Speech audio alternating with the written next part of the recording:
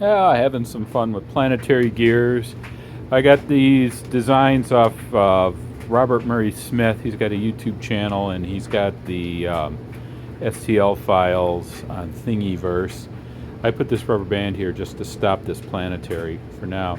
But if I turn this gear, I got it connected and it's turning all these. We got some good output.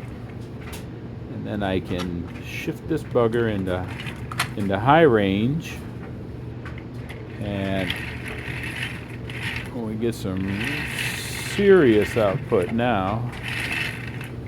And if I put one of these on this end, then we can even increase the gear ratio more, but I don't think the plastic would hold up to all that.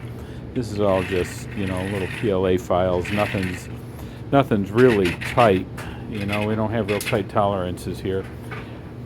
But it sure is fun.